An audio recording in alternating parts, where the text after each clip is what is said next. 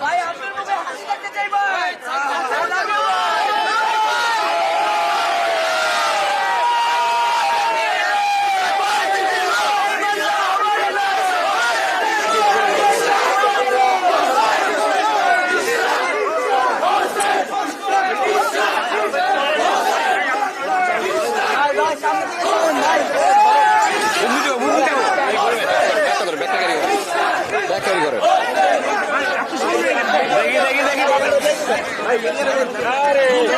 আস্তে আস্তে জিয়াদ ভাই আপনি ওই সাইড দেখেন।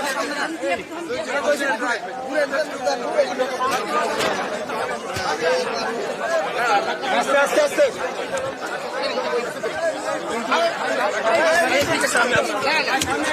রেডি রেডি রেডি রেডি যাচ্ছি যাচ্ছি যাচ্ছি। বলেন মানে আপনার এই অনুভূতি আপনি প্রকাশ করেন।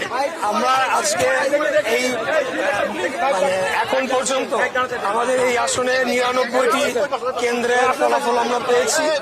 আমাদের এখানে ১০০টি কেন্দ্র রয়েছে। এই ৯৯টি কেন্দ্রে সর্বমোট ফলাফল অনুযায়ী আমি প্রায় ২৪,০০০ ভোটে এগিয়ে আছি। সবকিছুর মালিক মহান আল্লাহ তাআলা, সব শুকরিয়া মহান আল্লাহ তাআলার প্রতি।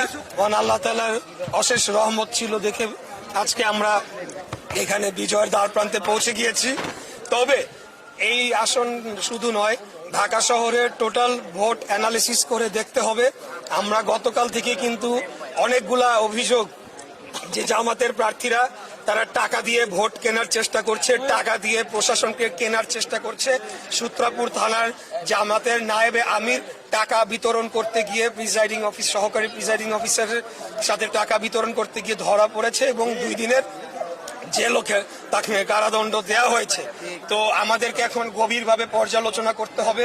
এই সরকার বরাবরই আমরা বলে আসছি তারা পক্ষপাতিত্বমূলক আচরণ করছে, জামাত এবং এনসিপির প্রতি তারা পক্ষপাতিত্ব করেছে।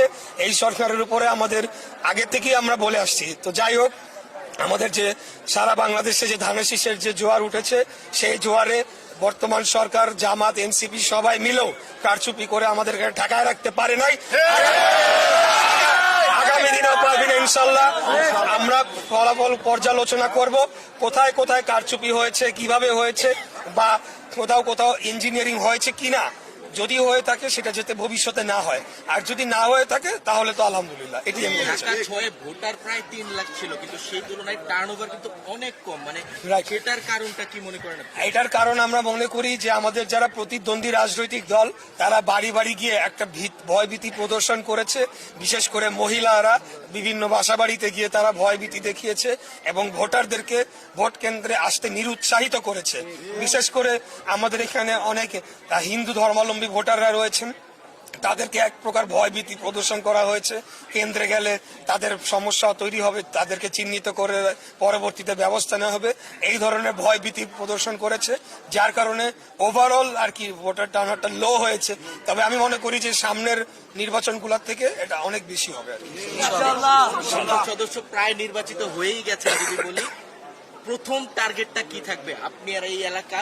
আমি শুরু থেকে বলে আসছি, আমাদের এই অঞ্চলের সবচেয়ে বড় সমস্যা গ্যাসের সংকট, তীব্র গ্যাসের সংকট।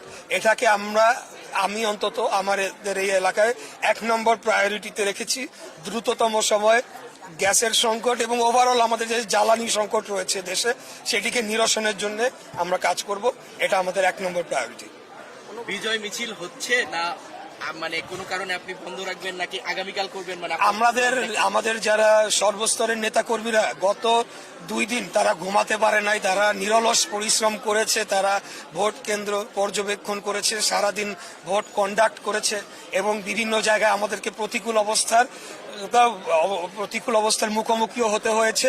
বিশেষ করে আমরা লক্ষ্য করেছি আজকে যারা প্রশাসনের দায়িত্বে ছিল তার বড় একটা অংশ এবং সর্বপ্রকার আইন শৃঙ্খলা রক্ষাকারী বাহিনী এবং নিরাপত্তা বাহিনীর সদস্যরা বিভিন্ন জায়গায় জামাতের নেতা কর্মীদের পক্ষ অবলম্বন করেছিল।